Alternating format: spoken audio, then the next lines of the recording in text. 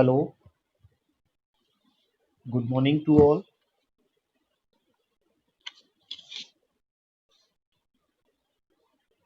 Very good morning to all of you. Very good morning.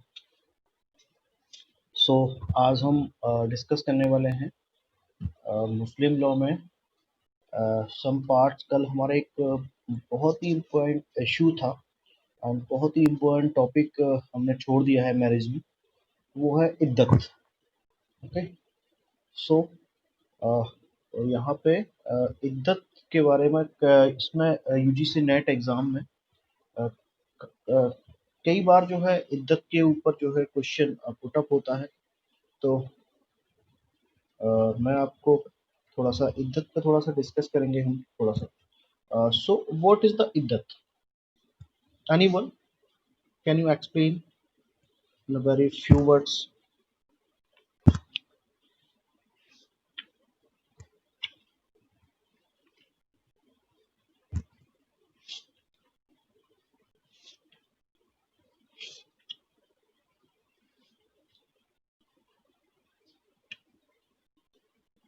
Okay, what is the time?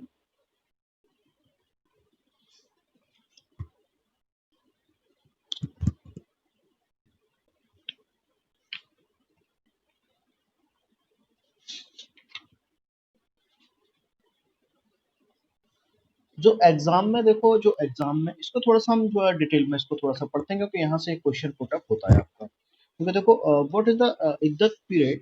Women undergoing iddat. If a women undergoing iddat period.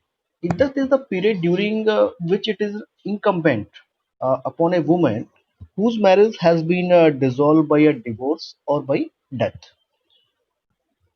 By death, death of her husband, to remain in seclusion and to abstain from marrying from another person. Okay. The most approved एक definition है इनमें, definition of iddat is a term by the incompletion of which a new marriage is rendered lawful. Iddat is described as a period during which a woman is prohibited from marrying again after the dissolution of the first marriage, either by death or by the divorce.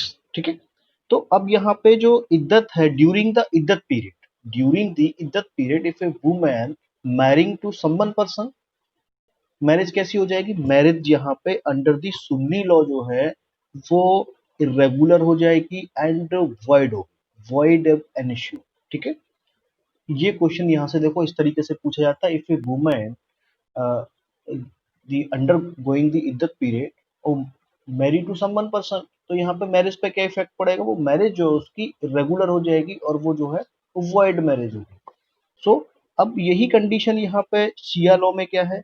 Under the Shia law, marriage with a woman who is undergoing the iddat period, तो यहाँ पे वो भी marriage जो है void होगी। यहाँ पे ये दोनों ही यहाँ पे जो है आइदर शिया लॉ सॉरी और इन दी सुन्नी लॉ, वो कैसी मैरिज होगी? यहाँ पे वॉइड होगी। बट यहाँ पे जो है शिया लॉ में वो इरेगुलर मैरिज नहीं होगी, लेकिन वहां पे वो इरेगुलर मैरिज है अंडर दी सुन्नी लॉ। ठीक है, अब इसका जो पीरियड है वो जो है, जो एग्जाम के पॉइंट ऑफ व्यू से जो पीरियड है वो 4 मंथ और 4 लूनर मंथ है और 10 डेज का है। इन्होंने जो है 4 मंथ एंड 10 डेज माना है, जो एग्जाम में पूछा जाता है, तो आप इसको नोट कर लीजिए, 4 मंथ 10 डेज। ठीक है, 4 मंथ 10 डेज। ये कौन सी कंडीशन में है? जब वो जो है विडो है, यानी कि उनके हस्बैंड, उनके शौहर जो हैं उनकी डेथ हो गई है, तो ये उस कंडीशन में जो है ये चलेगी। ये जो है कब तक चलेगी? ये जो है ये 4 मंथ 10 डेज तक जो है उनका इद्दत पीरियड होगा। और इद्दत, if women is pregnant, then इस कंडीशन में क्या सिचुएशन होगी? ये जो कंडीशन है, जो वो वुमेन जो प्रेग्नेंट है, if the widow is pregnant at the death of the her husband, the iddat will not terminate until and unless until the delivery or the miscarriage.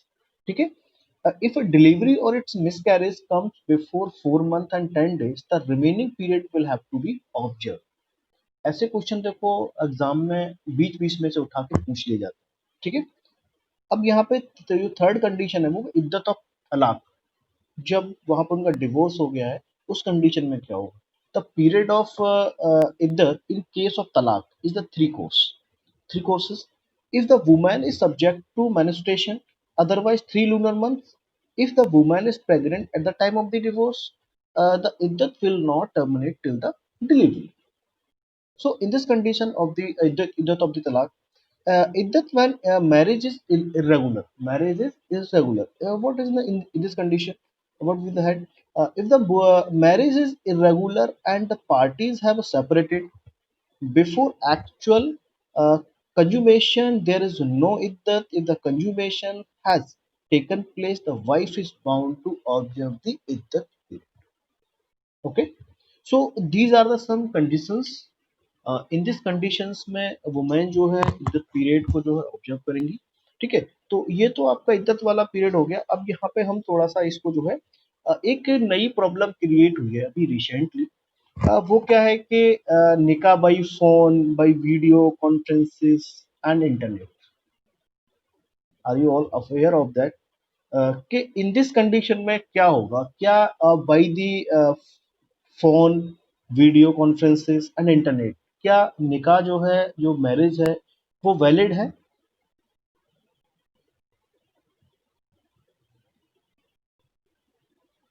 In in what circumstances?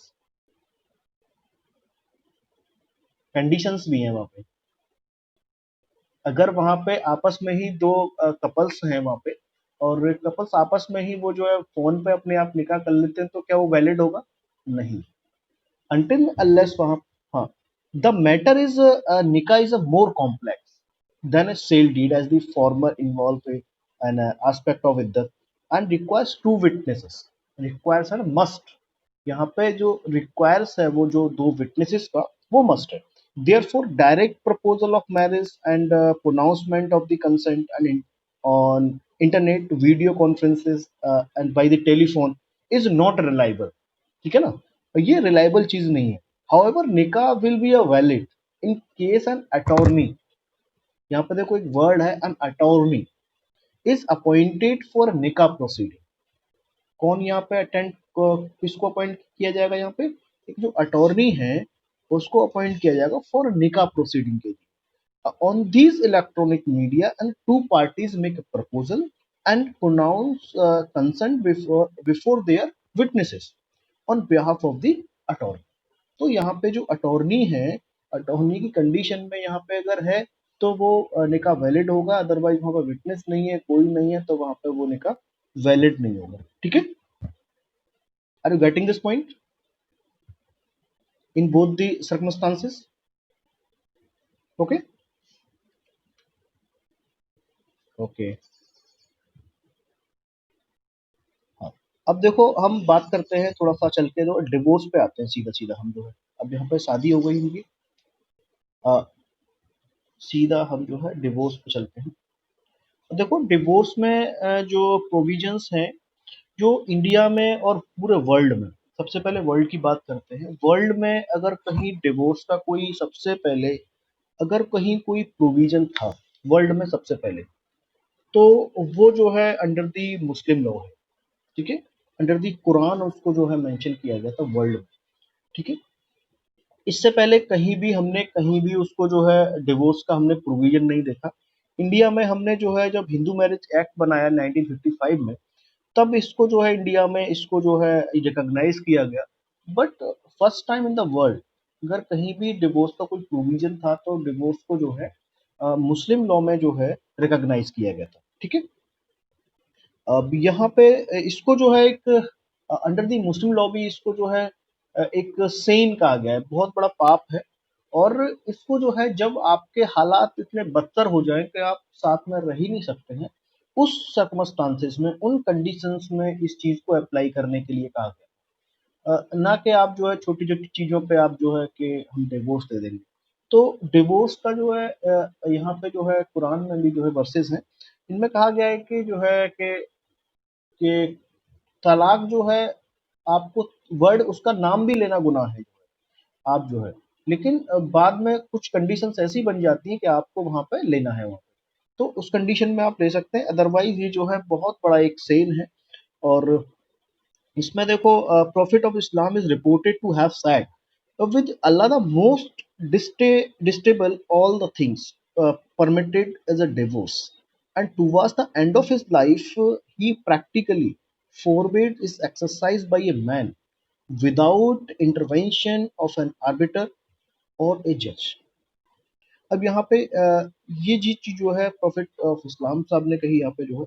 अब दूसरी चीज यहाँ पे देखते हैं इसमें किन किन कौन कौन से classifications of the dissolution of marriages हैं। मैं एक आपको एक शेयर कर रहा हूँ, एक चार्ट है, आप उसको प्लीज शिवा जी मुझे होस्ट बनाइए आप please.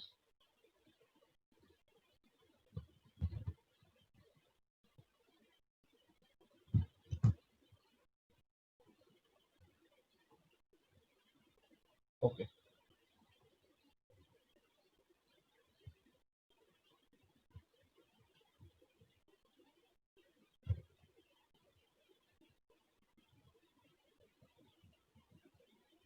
Please see the chart, classification of dissolution of marriage. ठीक है, तो ये जो है आपका डिवोर्स का जो है, ये सारे प्रोविजंस हैं, इन इन टाइप से जो है डिवोर्स होते हैं अंडर द मुस्लिम लॉ। देखो दो तरीके से जो रेपुडिएशन ऑफ मैरिज है वो टू टाइप से यहाँ पे रेपुडिएट होती है मैरिज जो है, by the death of a party to the marriage. अगर किसी पार्टी की डेथ हो जाए, क्योंकि पार्टी हमने यहाँ पे क्यों वर्ड यूज किया है, क्योंकि मैरिज इज ना कॉन्ट्रैक्ट नॉट एन सेक्रामेंट, तो यहाँ पे मैरिज जो है एक कॉन्ट्रैक्ट है। तो कॉन्ट्रैक्ट में वो पार्टीज होती हैं, एक पार्टी दूसरी पार्टी। ठीक है, तो यहाँ पे पार्टी, अगर किसी पार्टी की डेथ हो जाती है तो मैरिज क्या हो जाती है, रेपुडिएट हो जाती है। दूसरी, ये बाई डिवोर्स है। तो जब यहाँ पर डिवोर्स हो गया है तो डिवोर्स अब कितने कितने टाइप से होगा, these are the some, the are the few types. By husband की साइड से है, बाई वाइफ है, बाई म्यूचुअल कंसेंट्स है, और by judicial decree under the dissolution of Muslim marriage act 1939। और इसमें जो है लियान और फास्ट है, जो अदर हैं इस by the judicial dissolution of marriage के अलावा भी इसके कुछ पार्ट दे रखे हैं, लियान और फास्ट दे रखे हैं। अब ये देखो द हस्बैंड का जो इसमें दो चीज हैं, कौन कौन से जो तलाक है इसमें देख, एक तो होता है तलाकुल सुन्नत और एक होता है तलाकुल बिद्दत। और जो हमारे यहाँ पे इंडिया में कंट्रोवर्सी रहती है वो किस किस पर रहती है, वो रहती है तलाकुल बिद्दत पे। वो Shayara Bano versus union of India का केस था जिसमें ट्रिपल डाइवोर्स में जजमेंट आया, उसको जो अनकॉन्स्टिट्यूशन डिक्लेयर किया था, वो केस कहाँ पे था, वो जो है तलाकुल बिद्दत के अंडर ही था। तो आप जो है जो Shayara Bano versus union of India है उसको आप थोड़ा सा जो है उसको आप नोट कर लीजिए, और मे बी हो सकता है कि आ जाए, लेकिन अब तो चांसेस नहीं है उस केस के आने के, लेकिन फिर भी देखो आपको पता रहना चाहिए कि किस केस में वो जो जजमेंट आया था। ठीक है, ट्रिपल डाइवोर्स का, तो सायरा बानो वर्सेस। और देखो जो सबसे जो प्रोमिनेंट यहाँ पे जो डिसोल्यूशन ऑफ मैरिज के काइंड्स है, वो तलाकुल सुन्नत में एक तो अ, अहसन है और एक हसन है। एक ए से है अशन, और एक हसन है। तो सबसे ज्यादा जो प्रोमिनेंट जो यहाँ पे जो यूज किया जाता है वो है हसन। ठीक है, कौन सी यहाँ पे जो इस्लामिक में जो कौन सा सबसे ज्यादा यहाँ पे हम जो फॉलो करते हैं वो है अशन। अब देखो यहाँ पे जो अशन वाला जो पार्ट है यहाँ पे अ, अशन, ठीक है। हम्म, जो देखो अशन है इसको जो है मोस्ट प्रोमिनेंट माना गया है इसको जो है। और इसकी देखो जो कंडीशंस क्या क्या है, ये मोस्ट अप्रूव्ड मोड ऑफ तलाक है, मोस्ट अप्रूव्ड। और खासकर एग्जाम में शायद लास्ट ईयर ये क्वेश्चन पूछा भी गया था, और पूछा गया था कि which one is the most approved mode of तलाक। तो आपको वहां पे याद रखना है जो ए से है तो वो अप्रूव है। अब आपको याद कैसे रहेगा, ए से अप्रूव याद रखना है, एग्जाम में आए तो कंफ्यूज नहीं होना, कंफ्यूज नहीं करना है। क्या है, अगर ए है आसान है तो वो क्या है, अप्रूव है। एच से है तो वो अप्रूव नहीं है। ठीक है, तो यहाँ पे असन का हो गया मोस्ट अप्रूव मोड ऑफ तलाक है, द अरबिक वर्ड है ये असन। ठीक है, मीन बीस्ट होता है, और as Wilson puts it a very proper the significance that the talaq pronouncement is the hasan form is a very best kind of talaq. To be in a hasan form the proceeding of divorce must satisfy certain conditions. अब ये condition कौन कौन सी हैं, The husband must pronounce the formula of divorce in a single sentence. In a single sentence, there is no need to in a three times to pronounce the talaq. The pronouncement of divorce must be in a state of purity. तुहर जैसे एक word use किया गया है तुहर is a period when a woman is free from a menstrual course. He must abstain from intercourse for the period of iddat. तो these are the some circumstances under the ahsan form. ठीक है, ये तो हो गया आपका जो है असन वाला हो गया जो मोस्ट अप्रूव्ड जो तलाक है। अब इसमें जो सेकंड है हसन, इसको जो है गुड मोड ऑफ तलाक माना गया but not most approved mode of तलाक। गुड मोड ऑफ तलाक है और अरबिक वर्ड में इसको जो हसन का मीनिंग जो होता है वो होता है गुड। ठीक है, अब इसको विल्सन ने ट्रांसलेट किया तो इसको उन्होंने प्रॉपर कह दिया इनको जो है as a term signify a talaq pronounced in a hasan form is of a lesser one than he one pronounced in a hasan form to be an hasan from the proceeding must satisfy। अब इसमें conditions क्या क्या है? There must be a three successive pronouncement of the formula of divorce। अब देखो आपका जो ए वाला है हसन जो है उसमें एक सिंगल सेंटेंस में प्रोनाउंसमेंट है but under the hasan form में क्या है, यहाँ पे यहाँ पे हर एक महीने बाद जो है उनको जो है एक प्रोनाउंसमेंट करना है, यानी कि उनको 3 महीने दिए गए। ठीक है, कि आपको 3 महीने में आपको यहाँ पे डिवोर्स डिवोर्स आपको ले देना है आपको। यहाँ पे देखो इसको 3 चीजों में 3 महीने में देने का एक मेन पर्पज ये था कि यहाँ पे एक आदमी कभी-कभी गलती कर देता है और गलती को सुधारने का उसे मौका मिलना चाहिए। हो सकता है कि 3 महीने में जो है आपके रिश्ते सही हो जाएँ, तो आप जो है उस चीज़ को रिवोक कर लें यहाँ पे, ठीक है?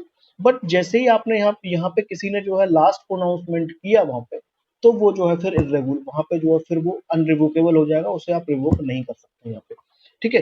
तो यहाँ पे the there must be a 3 successive pronouncement of the formula of divorce. In the case of menstruating wife, the first pronouncement should be made during a period of tuhar. The second during the next tuhar, and the third during the succeeding tuhar. In the case of non-menstruating wife, the pronouncement should be made during the successive intervals of 30 days. No sexual intercourse should be take place during these 3 periods of the tuhar. These are the some conditions under the hasan form. अब यहाँ पे सबसे जो अब चलते हैं, यहाँ पे हमारा हसन हो गया, यहाँ पे ये था हस्बैंड वाला जो है। अब हम सीधे सीधे यहाँ पे आते हैं जो तलाकुल बिद्दत वाला जो कॉन्सेप्ट है, इसमें थोड़ा सा हम डिस्कस करते हैं। इसको जो है it is an very sinful form of talaq कहा गया है इसको। It is a very sinful form of divorce है। It is the irregular mode of talaq है introduced by the Omniyats in a order to escape the strictness of law। इसको बहुत ही strict कहा गया है। इसको जो है रिकॉग्नाइज नहीं किया गया। इसको जो talaqul biddat is recognized form of divorce among the Hanafis. अब ये चीज इसको जो है आपको अंडरलाइन करने वाली चीज है यहाँ पे। आप क्या है यहाँ पे जो हनफीज है वो इसको जो है हनफीज इसको कौन अप्रूव करते हैं, इसको कौन रिकॉग्नाइज करते हैं, इसको हनफीज में इसको रिकॉग्नाइज किया गया है। इसको जो है तलाकुल बिद्दत को triple repetition is not a necessary condition for revocability of effect. Sunni law recognize talaqul biddat through they think it is an very sinful. So यहाँ पे आपका ये तलाकुल बिद्दत वाला कॉन्सेप्ट जो है यहाँ पे इंडिया में नहीं है जो है, और इस पे एक जजमेंट भी आ गया है अब तो जो है शायरा बानो वसी यूनियन ऑफ इंडिया। तो अब तो हमारे यहाँ पर तलाकुल बिद्दत है वो क्या है, अनकॉन्स्टिट्यूशनल है। और इस पे जो है तलाकुल ट्रिपल ट्रिपल डाइवोर्स पे हमारे यहाँ पे एक्ट भी आ चुका है। तो अब उसमें सारे कंडीशंस हैं। आप एक बार जो अगर किसी के पास वो अगर एक्ट पड़ा हो वो जो है, तो प्लीज उसको भी एक बार आप जो है थोड़ा पढ़ के चले जाना आप जो है, ठीक है। ये आपका हो गया। इसमें अब देखो मैं मेरे पास एक दो और इसकी जो है एक और पड़ी है मेरे पास, तो शेयर करता हूँ आपके लिए।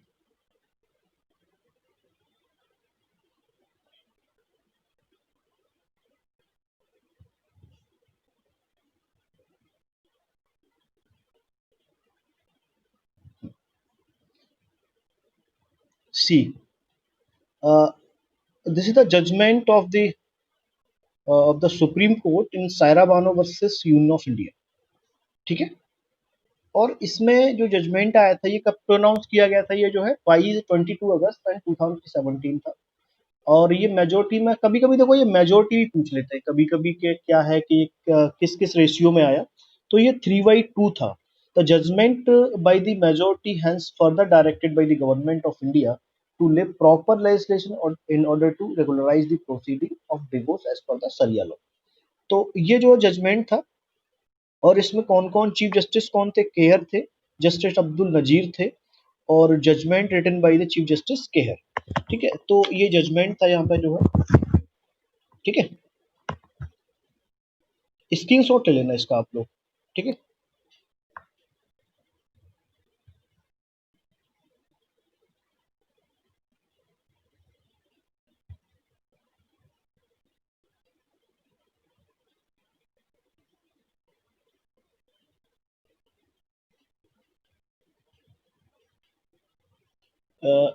Can you see this picture?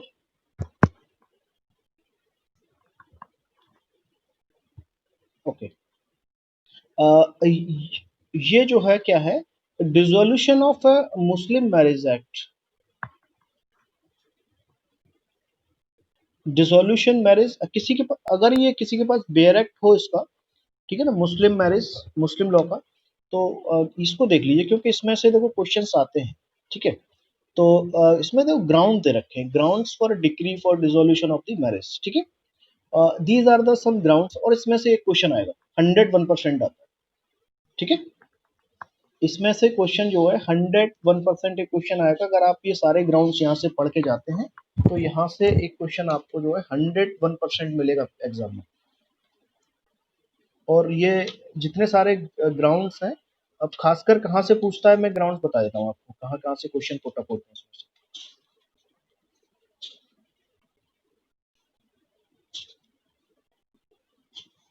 एक तो देखो इसमें देखो कहाँ से पूछते हैं, एक तो ये फर्स्ट इसमें जो है, there the whereabouts the husband have not been known for a period of 4 years। एक तो देखो यहाँ से क्वेश्चन इसमें से आता है। और दूसरा क्वेश्चन जो है, इसमें जो सेकंड क्लॉज है वहां से क्वेश्चन पूछा जाता है कि that the husband has neglected और has failed to provide for her maintenance for a period of 2 years। अब जब मेंटेनेंस की बात होगी तो जब यहाँ पर बात करेंगे तो मेंटेनेंस के लिए एक सेक्शन दिया हुआ है सीआरपीसी में, सेक्शन 125 ऑफ सीआरपीसी। ठीक है। तो आप वहां भी जो मेंटेनेंस क्लेम कर सकते हैं। ठीक है ना, ये हो गया। अब ये इसमें जितने भी ग्राउंड्स हैं इसमें जो है 9 ग्राउंड दे रखे हैं। तो प्लीज आप जो है 9 ग्राउंड्स को किसी एक पेज पे पेज पे ना नोट कर लीजिए आप, क्योंकि एग्जाम में यहाँ से क्वेश्चन जो है आपके लिए एक क्वेश्चन यहाँ से बनेगा, 101% बनेगा, इसमें कोई वो नहीं है। ठीक है। अब इसमें जो क्या क्या आपका रह गया जो है, एक तो देखो म्यूचुअल डाइवोर्स होते हैं यहाँ पे। म्यूचुअल डाइवोर्स में क्या कौन कौन से हैं, खुला है, और एक आपका कौन सा है, एक आपका मुबारात है।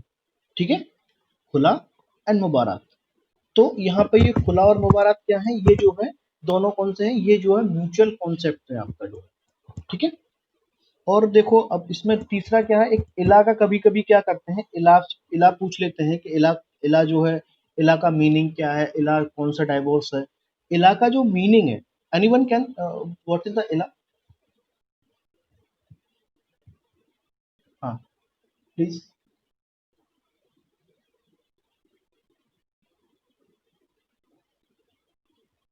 हाँ, I sure by a god that I shall not approach thee, that is the will इला, है ना। हाँ, कोई मतलब ऐसी ओथ लेना जिससे उसकी जो इंजुरी उसकी जो है उसके लिए वो हो जाए। Where husband was had attain the majority and is of a sound mind swear by a god he will not have a sexual intercourse with his wife and leave the wives or to observe iddat, he said to be the make ilah। ये क्या है, ये इला है। तो यहाँ पे ये जो है का ingredients of the husband must to be of sound mind होना चाहिए जब वो कह रहा हो इस चीज को जो है। अब ऐसा नहीं कि रात में जो है कोई पर्सन जो है ड्रिंक करके आया और रात में जो है ड्रिंक करने के बाद वो जो है उसको पता ही नहीं है कि मैं क्या बोल रहा हूँ, तो वो एक ड्रंकन पर्सन है, रात में आता है और वो एक ओथ ले लेता है रात में, तो क्या वो वैलिड है? क्या वो इला हो जाएगा? नहीं, वो उस कंडीशन में इला नहीं होगा। और वो एक मेजोरिटी में होना चाहिए, ऐसा नहीं कि उसकी जो है वो मैच्योर भी नहीं है और वो जो है इस तरीके के जो है ओथ लेता है, तो वो भी वहाँ पे वैलिड नहीं होगा। तो he swear by a god to take a vow, और वो उसको एक अपनी गॉड को जो है मान के वो जो है वो एक ओथ लेता है, तभी वैलिड होगा। That he will not have a sexual intercourse with his wife, in pursuance of the vow he abstain from sexual intercourse with his wife of for 4 months और मोर। ठीक है, दैट्स द इनफ, जो क्या हो गया, इला हो जाएगा। अब एक और यहाँ पे है जिहार। जिहार में क्या होता है? जिहार में if the husband who is Sen and adult, क्या है, सेन है, अडल्ट है, और वो कंपेराइजेस कंपैरिजन करता है अपनी वाइफ का, his comparison to his mother और any other female within a prohibited degree. That word we are using a word within a prohibited degree. अब वो अपनी वाइफ का कंपैरिजन किन फीमेल से करता है?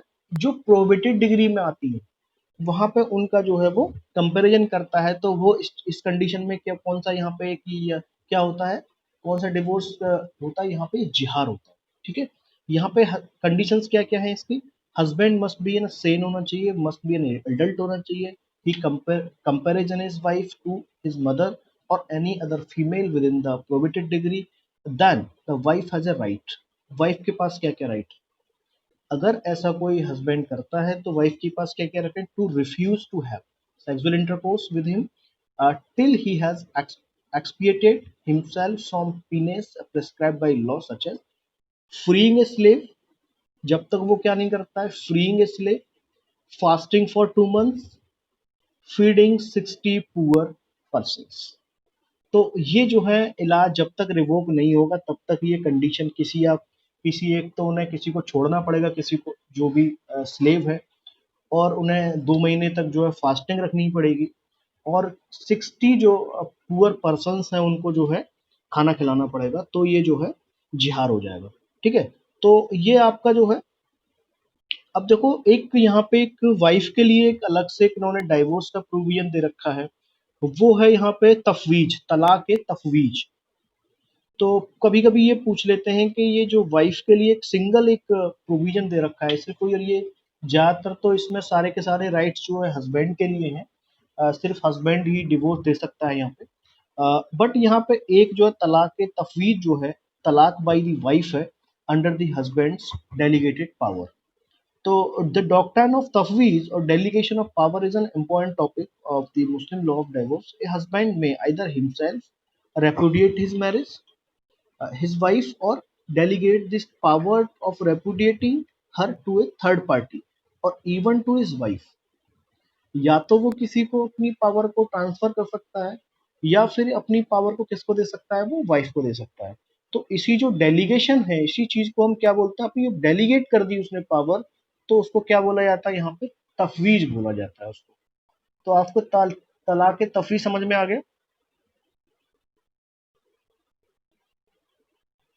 ओके, अब देखो एक यहाँ पे एक और एक जो है तलाक है यहाँ पे खुला, जो एग्जाम के पॉइंट ऑफ व्यू से बहुत ही इंपॉर्टेंट तलाक है ये खुला।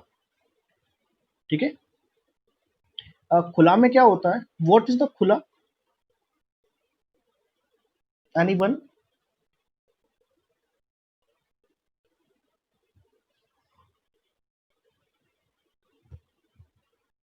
एग्जैक्टली। तो टू यहाँ पे जो उसका लिटरली मीनिंग है, to lay down. To lay down in law it means to laying down by a husband of his right and authority over his wife. वो जैसे ये तलाक तफवीज में था, वैसे ही सेम यहाँ पे भी खुला में है कि वो इसको ओपन कर देते हैं कि आप जो है, हम आपको पावर अपनी किसको दे रहे हैं? आपको दे रहे हैं कि आप चाहो तो आप जो है इसको यूज कर सकते हैं। तो ये जो है इस तरीके का तलाक है। इसमें एक केस है Miss Balkis Ikram versus Najmal Najmal Ikram. In this case, the court held that Muslim law, the wife is entitled to khula as of right if she satisfies the conscience of the court that it will not otherwise mean forcing her into a hateful union. तो ये जो है खुला है, ये आपका जो है ऑलमोस्ट तलाक जो है कंप्लीट हो गया है। ठीक है, इसमें देखो खुला में सिर्फ दो ही कंडीशंस होती हैं खुला में, और जो मोस्ट इम्पोर्टेंट है खुला में, देखो there must be an offer from the wife, there must be an offer from the wife. The offer must be accepted with the consideration for the release. The offer must be accepted by the husband. ठीक है, ये जो है आपका खुला हो गया। और एक और है इसमें लास्ट जो है वो है मुबारात। खुला एंड मुबारात दो ही थे इसमें जो है म्यूचुअल कंसेंट जो होते हैं, एक मुबारात है। तो मुबारात का भी जो है मीनिंग क्या है? Mubarak is also a form of dissolution of marriage contract. It signifies a mutual discharge uh, from the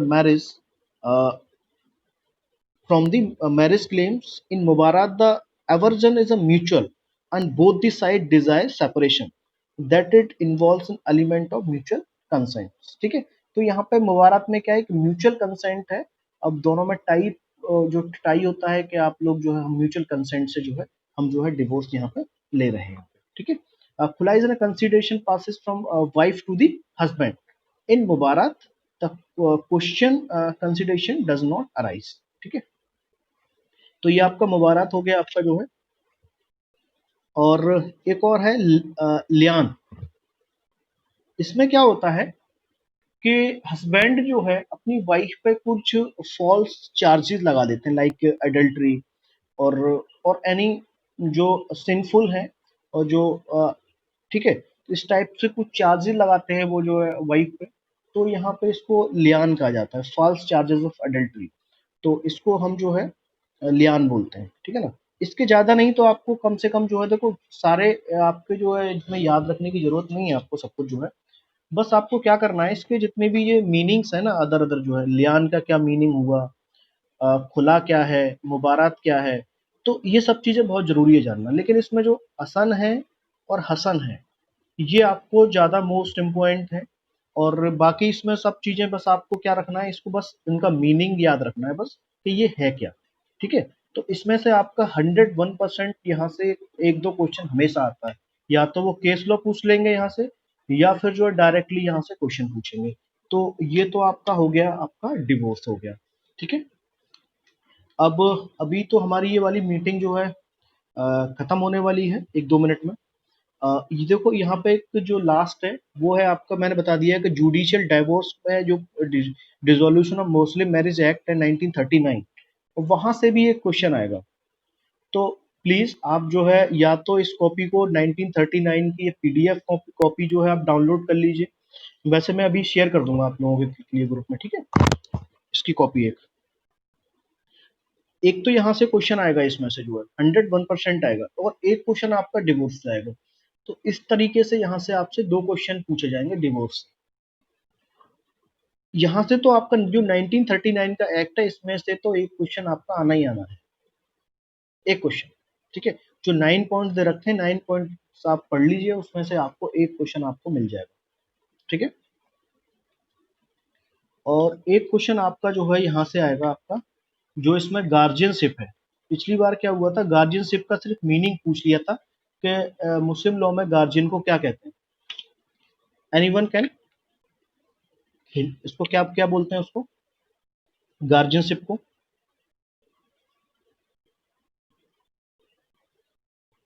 अ, हाँ,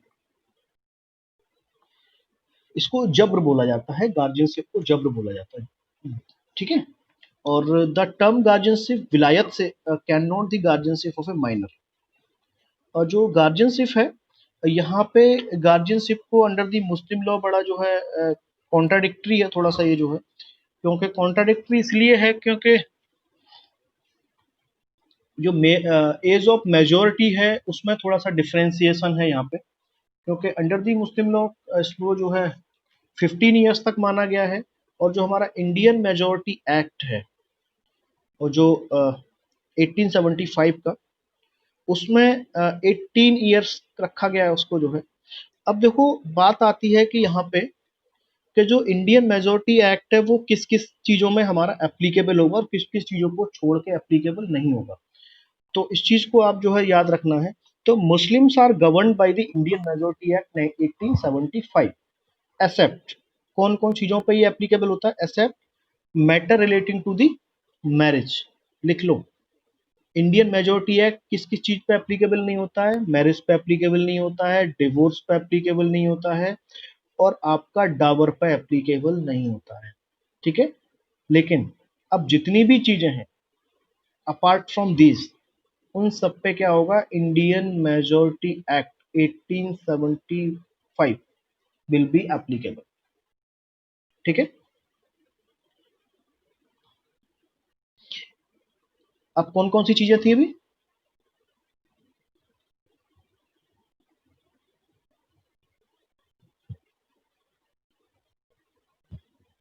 जी, someone is asking to me which book is referred to the Muslim law. So ask में देखो, सो सबसे मैं best तो नहीं कहूँगा, एक हमारे आईए खान साहब हैं, अलीगढ़ मुस्लिम यूनिवर्सिटी में ही प्रोफेसर हैं, और उनकी एक उन्होंने एक बुक को रिवाइज किया है,